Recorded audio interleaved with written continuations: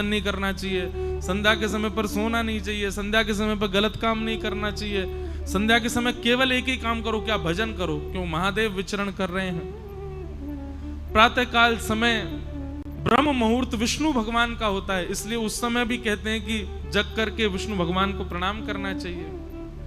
मध्याह्न समय जो है वो ब्रह्मा जी का होता है, संध्या समय जो है महादेव का होता है। बाकी आप ज्योतिष शास्त्र और उसके अनुसार देखेंगे तो हर नक्षत्र का एक समय है पृथ्वी पर आगमन का। एक दिन पाप ने भगवान से कहा कि मुझे भी पृथ्वी पर स्थान दे दो। बोले तुम तो हो ही पृथ्वी पर, कितने कामों में तुम्हारा निवास है। बोले नहीं, आपके द्वारा व्यवस्थित एक ऐसी भाव हो जिसमें कभी कभी वैष्णवों को भी मेरा प्रकोप देखना पड़े, ऐसा कोई मुझे भी स्थान प्रदान कीजिए। भगवान बोले देखो, वैष्णवों को कभी पाप लगेगा नहीं, लेकिन फिर भी तुम्हारी ज्यादा इच्छा है कि हम तुमको कोई स्थान प्रदान करें। एकादशी के दिन अन्न में निवास करो, और एकादशी के दिन अन्न में पाप निवास करता है। लेकिन एक बात बहुत ध्यान से सुनिएगा, एकादशी के दिन अन्न पाने से पाप लगता क्या है? आपने किसी का हृदय दुखाया तो हृदय दुखाने का पाप लगेगा, किसी को मार दिया तो उसको पीड़ा देने का पाप लगेगा, गलत खाया गलत पिया तो गलत खान पान। एकादशी पर क्या पाप लगता है? पाप होता कौन सा एकादशी वाले दिन? बहुत ध्यान से सुनिएगा। जो पाप आपने गंगा स्नान से नष्ट किए हैं, जो पाप आपने पुण्य करके नष्ट किए हैं, जिन पापों को आपने प्रायश्चित करके नष्ट कर दिया है, एकादशी के दिन अन्न सेवन करने से नष्ट किए हुए पाप पुनर्जीवित होते हैं। इसलिए उस दिन अन्न नहीं सेवन करना चाहिए। नया नहीं लगेगा, पुराना जो खत्म हुआ है वो दोबारा रिन्यू हो जाएगा एकादशी के दिन अन्न सेवन करने से। तो एकादशी न्यू पाप नहीं लगाती, रिन्यू करती है पुराने पापों को। इसलिए उस दिन अन्न सेवन नहीं करना चाहिए। पर छोटे बालकों को, वृद्धों को, और विशेष रूप से जिनका स्वास्थ्य ठीक नहीं है उनको एकादशी व्रत पर एकादशी के दिन अन्न खाने की छूट होती है। लेकिन उसमें भी उनको चावल नहीं खाने चाहिए, क्योंकि चावल तो है वो तो पूर्ण अन्न माना जाता है, वो पूर्ण अन्न का स्वरूप है, उसका तो सेवन करना ही नहीं चाहिए। वो ज्यादा से ज्यादा रोटी पा सकते हैं, सब्जी, चावल नहीं। ये तो था एक भाव कि एकादशी के दिन अन्न क्यों नहीं खाते। पर एक भाव मैं अपने मन से बताया करता हूं। एकादशी क्या है? हम सब भक्तों की, हम सब वैष्णवों की करवा चौथ है। जैसे एक प्रियतमा अपने प्रियतम के दीर्घायु के लिए व्रत करती है। अब दीर्घायु है कि नहीं वो बात एक अलग है, पर एक बात निश्चित है कि हमने ऐसा देखा अपने घरों में भी, आप सब भी देखते हो कि करवा चौथ वाले दिन माताएं जब व्रत करती हैं तो उस दिन प्रियतम का प्रियतमा के प्रति, प्रियतमा का प्रियतम के प्रति कुछ क्षण ही सही प्रेम बढ़ता है, प्रेम उद्दीपन होता है। भाई आपके लिए कोई विशेष काम करे आपको अच्छा लगेगा ना। अब आपके लिए कोई व्रती कर रही बेचारी, सुबह से कुछ खाए पिए नहीं, तो मन में उसके प्रति प्रेम उत्पन्न होता है ना। ठीक वैसे ही हम वैष्णव जब अन्न सेवन नहीं करते, हम वैष्णव जब भूखे रहते हैं, हम वैष्णव जब केवल हरिनाम संकीर्तन करते हैं और बड़े प्रेम से, निष्ठा से, आनंद पूर्वक जब अन्न सेवन नहीं करते हैं, तो निश्चित है बाकी दिन आप ठाकुर जी को याद करते होंगे, पर एकादशी के दिन ठाकुर जी आपको याद करते हैं, आपका स्मरण करते हैं। इस भाव से एकादशी करनी चाहिए। ये एकादशी का भाव। दूसरी बात, भगवान को कुछ ना कुछ अर्पित करना चाहिए। बहुत ध्यान से सुनिएगा। हम लोग क्या अर्पित करते हैं? रुपया अर्पित करते हैं, धन अर्पित करते हैं, स्वर्ण अर्पित करते हैं, चांदी अर्पित करते हैं, कुछ भी अर्पित करते हैं, पर हमारे पास सबसे बहुमूल्य क्या है? हमारा जीवन, हमारी प्रत्येक श्वास, हमारा प्रत्येक क्षण, ये बहुत बहुमूल्य है। आज का दिन जो निकल गया, अब ये मेरे पूरे जीवन में कभी वापस नहीं आएगा। ये आज हो चुका, पूर्ण हो गया, बस अब ये दोबारा नहीं आएगा। ये पिछले बीते 5 दिन जो हमने कथा सुने, ये जीवन में कभी लौट करके नहीं आएंगे, ये हो चुके। इनकी स्मृति रहेगी जीवन भर। बस हमने पंढरपुर में कथा सुनी थी, पंढरपुर में कथा सुनाई थी, ऐसा बढ़िया मौसम था, ऐसे आनंद करते थे, सुबह ऐसा करते थे, शाम, बस ये स्मृति ही रहेगी आपके पास। ये दिन वापस कभी नहीं आएंगे। और एक बात बताऊं, आप लाख कोशिश करके दोबारा कर लो ऐसा, पता नहीं जी, फिर सोच लें, फिर कथा हो, वही हो, वैसे ही हो, सारी A to Z आप एक जैसी व्यवस्था कर लो, तब भी इस बार जैसा सुख अगली बार नहीं होगा। ज्यादा हो सकता है, पर एज इट इज ऐसा आपको दोबारा नहीं मिलेगा। ये हमेशा के लिए एक स्मृति रहेगी। हर दिन जो हमारा गुजरा वो लौट करके नहीं आने वाला है। हर क्षण जो हमारा निकला, हर श्वास जो हमारी निकली, वो निकल चुकी है बस। पर एकादशी के दिन जब व्यक्ति निष्ठा पूर्वक, प्रेम पूर्वक, आनंद पूर्वक अपने दिन की शुरुआत करता है, उसकी हर क्षण, हर श्वास, पूरा दिन वो ठाकुर जी को अर्पित होता है। और सबसे बड़ी बात, आपकी आयु 2 चीजों से कम होती है। व्यक्ति की आयु 2 चीजों से कम होती है, बहुत बोलने से और बहुत खाने से आयु कम होती है। यदि व्यक्ति बहुत खाएगा तो जीवन में, हमारा जीवन निश्चित है, इतना अन्न ही मैं खा सकता हूं। अब उसको भले ही मैं 50 साल में खा करके खत्म कर दूं तो 51 साल देख नहीं पाऊंगा, 50 में ही मुझे जाना पड़ेगा। ठाकुर जी ने सबके लिए एक अन्न निश्चित करके रखा है, उतना ही खाना है हमको।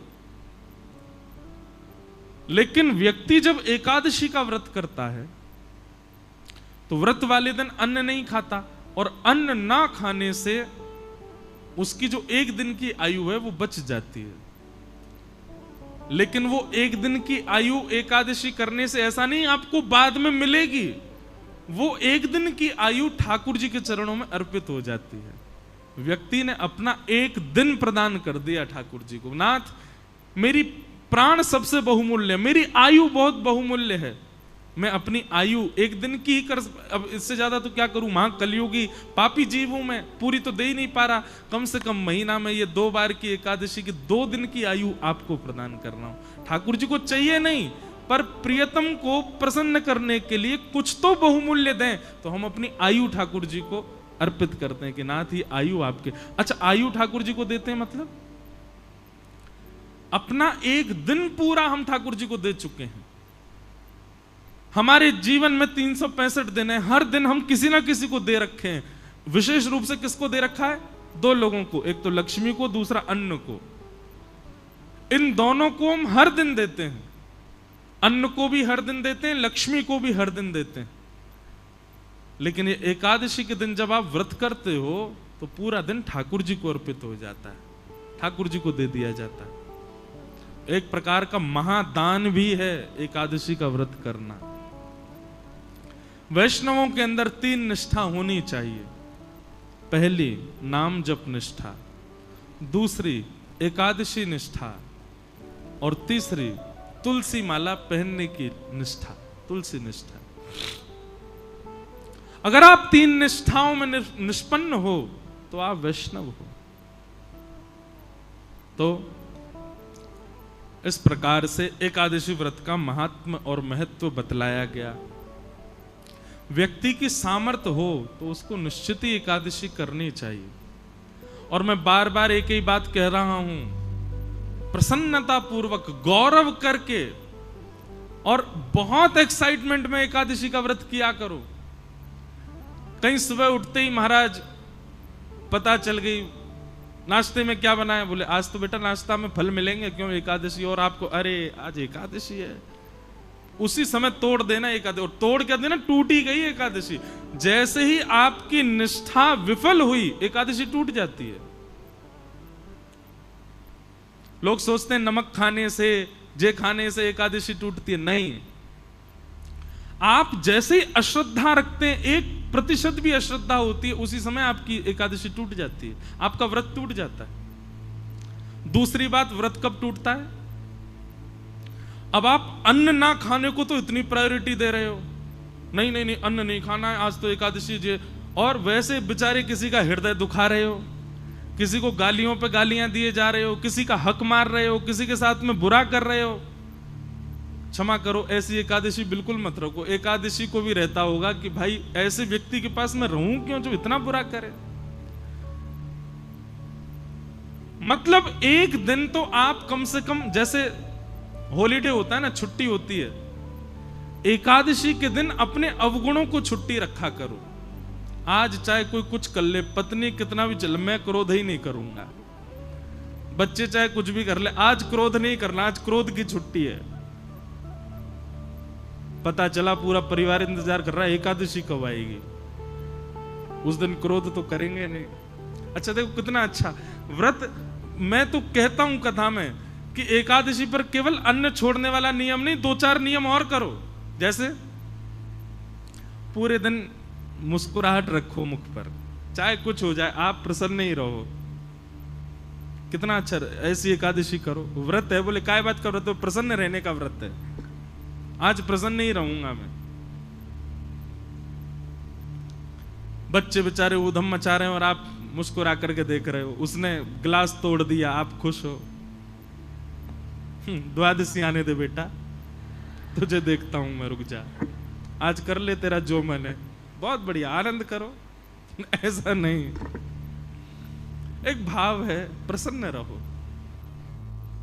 एकादशी का मतलब है अवकाश। तो अवकाश केवल अन्न को ही क्यों दिया जा रहा है? उन सब चीजों को दो जिससे आप संसार में एग्जिस्ट करते हो। और मैं तो भाई खुलेआम कहता हूं, आज की डेट में अन्न छोड़ना कोई बड़ी बात नहीं है। बच्चे, आजकल के बच्चे 2-2 बजे तक तो वैसे ही भोजन नहीं करते। आधा एकादशी तो उनकी रोज ही होती है।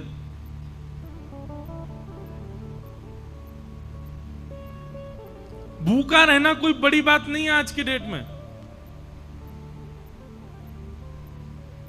एकादशी का मतलब, व्रत का मतलब अपने एडिक्शन का त्याग करो। जिस समय व्रतों का निर्माण किया गया उस समय मानव का एक ही एडिक्शन था, भोजन। उसको यही रहता था कैसे भी भोजन मिले। सुबह उठते ही बच्चे घूमते रहते थे मां के पीछे, क्या बोल, पराठे बनाओ, भोजन। भोजन कर, नाश्ता कर लिया, उसके बाद भोजन करा, उसके बाद रात्रि का भोजन ही एडिक्शन था। क्योंकि उस समय इलेक्ट्रॉनिक्स नहीं थे, उस समय फोन नहीं था, उस समय इंटरनेट नहीं था, तो उस समय व्यक्ति पे है ही क्या, बस भोजन का ही वो पूरे दिन योजना बनाता रहता था। सुबह कहां खाऊंगा, शाम को कहां खाऊंगा। इसलिए व्रत के नियमों में भोजन का त्याग रखा गया। पर अब स्वरूप बदल गया, अब भोजन की जरूरत नहीं व्यक्ति को। अब तो इसकी एकादशी करो। मैं तो नहीं करता, पर मैं अगर बदलाव करना चाहूं अपनी एकादशी में, तो मेरे को 2 नियम करने का बहुत मन होता है। वैसे तो बताना नहीं चाहिए, करूं तब बताऊं, लेकिन फिर भी बता देता हूं। किसी को मुझसे पहले लग रहा हो तो आज पंढरपुर में ही नियम लेके चले जाओ। एकादशी के दिन 2 नियम तो करो। पहला, मौन, बोलो मत।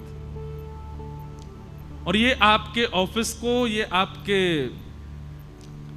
फैक्ट्री के लोगों को, दुकान के लोगों को, परिवार के लोगों, सबको बता दो, भाई तुम मुझसे पूरे महीना बात करो, एकादशी के दिन मौन रहूंगा मैं।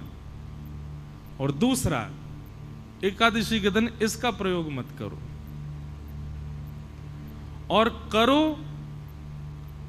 तो केवल कॉलिंग उठाने के लिए उठाओगे तो करोगे क्या? बोल तो सकते नहीं हो। मौन रहो और इसका प्रयोग मत करो। इसको भी स्विच ऑफ रखो। सबको एक दिन पहले ही 10वीं को ही मैसेज डाल दो, कल एकादशी है, फोन बंद रहेगा मेरा। महाराज तब असली एकादशी मानी जाएगी आपकी। और फिर करना क्या, पूरे दिन केवल हरि स्मरण।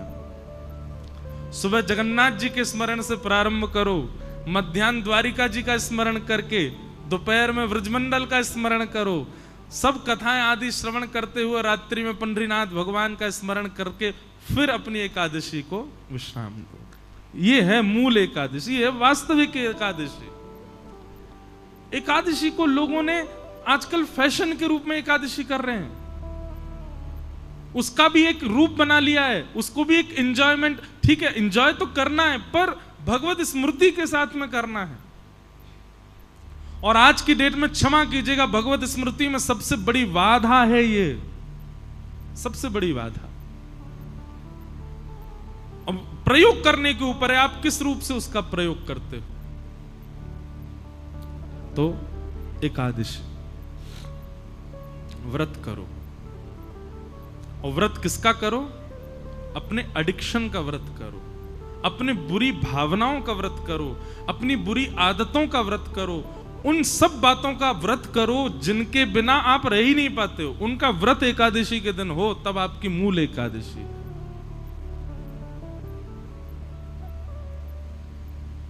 और अंतिम बात, एकादशी व्रत में इतनी सामर्थ्य है कि यदि निष्ठा से कोई व्यक्ति एकादशी व्रत पालन करे तो एकादशी व्रत के प्रभाव स्वरूप एकादशी के ही दिन भगवत धाम परायण होगा उसका, वो पृथ्वी से एकादशी को ही जाएगा। और ये मैंने अपने आंखों से देखा, अनुभव किया है। बड़े बड़े भजनानंदी, बड़े बड़े वैष्णवों की आप तिथियां देखो, वो एकादशी को ही जाते हैं। और एकादशी को जाने का मतलब क्या है, स्वयं शंख चक्र गदा पद्मधारी नारायण ही उनको लेकर के गए हैं, ये इस बात का प्रमाण है।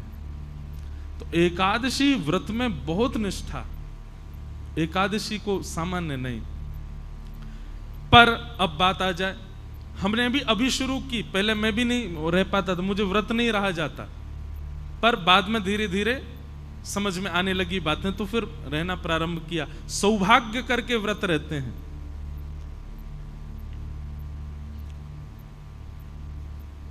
लेकिन अब कई जगह एकादशी निषेध है, जैसे जगन्नाथपुरी में वहां एकादशी नहीं होती, जैसे हमारे श्री वृंदावन के राधा वल्लभ जी मंदिर में वहां एकादशी का भाव नहीं, जैसे वृंदावन के बिहारी जी में, वृंदावन बिहारी लाल जी में भी एकादशी नहीं होती। हरिदासी परंपरा, हरिवंशी परंपराओं में एकादशी का भाव नहीं। लेकिन वही बात आ गई ना, एकादशी के दिन वहां पर अन्न सेवन का विधान है, पर आपका व्रत तो अब अन्न है ही नहीं ना, आपके तो दूसरे व्रत चल रहे हैं। आपको तो फोन का व्रत करना है, आपको तो मौन का व्रत करना है। तो कहीं आपने जगन्नाथपुरी जाकर के ये कहा यहां तो एकादशी है, यहां तो कोई दिक्कत ही नहीं है, नहीं, वहां दूसरे व्रत करने हैं, वहां अन्न का नहीं करना, अन्न तो पाना है वहां पर वहां ये दूसरे अपने बुरे विचार, अपने बुरे भाव, अपने बुरे एडिक्शन, आपकी जरूरतें, उन सब की एकादशी तो वहां कर सकते हो। अन्न का ही तो निषेध है, अन्न तो पाना पड़ेगा जगन्नाथपुरी में, पर ये चलाना कोई ऐसा तो है नहीं कि एकादशी उल्टी लटके, यहां तो फोन चला ही सकते हैं, ऐसा नहीं। तो चाहे राधा वल्लभ जी मंदिर में हो, चाहे हमारे बिहारी जी हो, चाहे श्री जगन्नाथपुरी हो, या और कहीं भी जहां भी एकादशी का विधान नहीं है, वहां अन्न सेवन की आज्ञा होगी। आप अन्न वहां पा सकते हो, पर बाकी की एकादशी इंद्रियों की तो आप वहां भी कर सकते हो, और करनी ही चाहिए। नहीं करोगे तो अपराध लगेगा। अच्छा, एक बात बताएं, अगर आपने ये सब बातें अभी हमसे नहीं सुनी होती कि एकादशी के दिन केवल अन्न नहीं बाकियों का भी व्रत किया जाता है, तो अभी तक आपको दोष नहीं लगता। लेकिन आज आपने सुन लिया है, अब अगर अगली एकादशी पर आपने ये व्रत नहीं किए तो दोष लगेगा। आप जानो आपका काम, आप कहोगे गलत आए कथा में आज तो।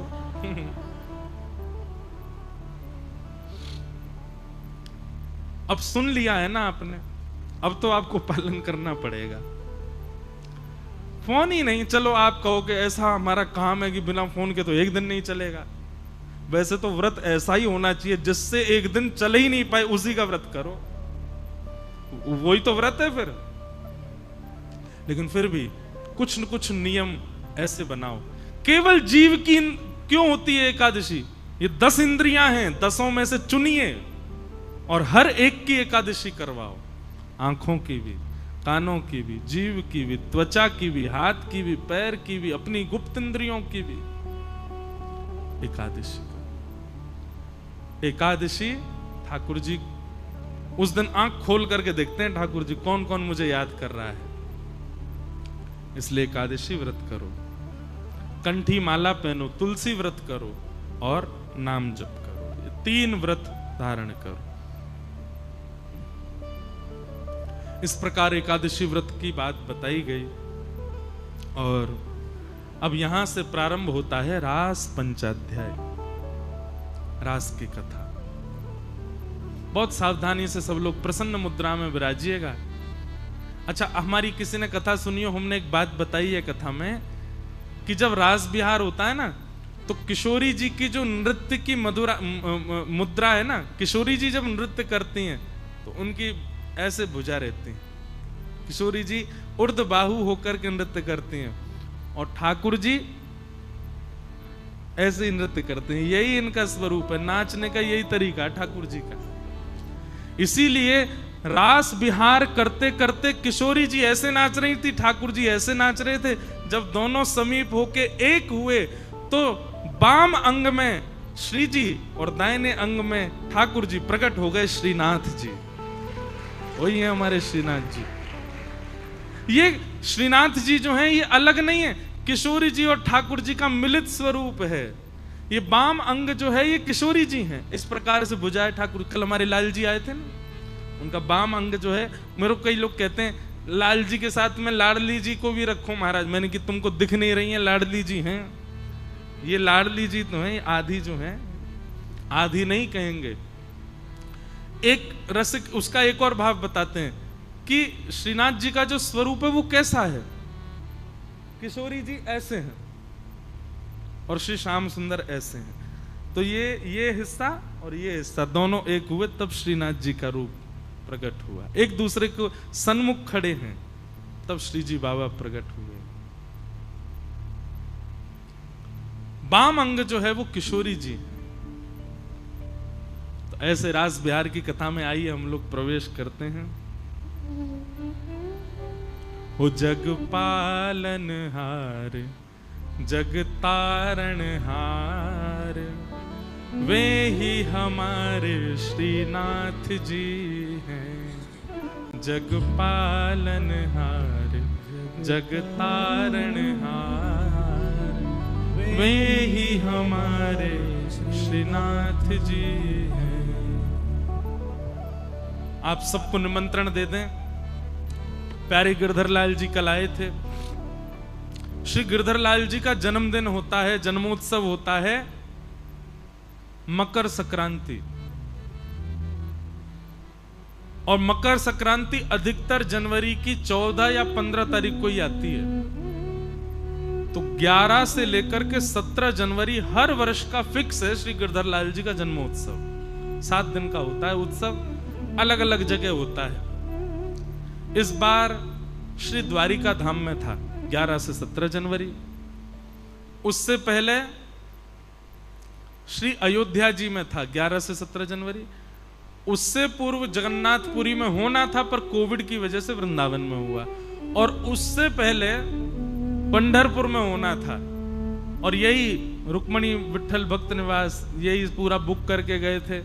इसी के सामने एक मैदान है, वहां पर ठाकुर जी का उत्सव होना था, पर कोविड की वजह से पंढरपुर का उत्सव भी वृंदावन में ही हुआ।